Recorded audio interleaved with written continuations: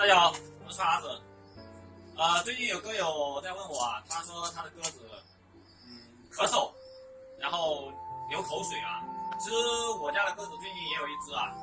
这鸽子的话，如果说单纯的咳嗽啊，这种病一般来说是呼吸道感染，用相应的呼吸道疾病的药啊。这里我推荐一下，还是治疗呼吸道的话，还是用鸽药，因为人药的话没有太多匹配的那个药跟它使用啊。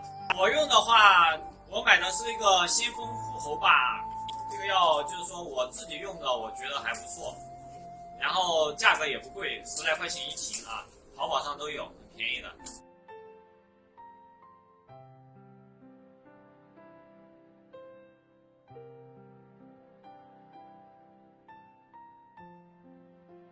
为什么我不推荐大家用人用药给它治疗这种病啊？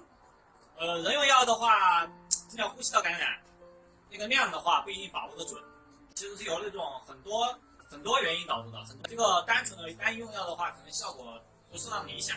买了一个专业的鸽药的话比较好一点。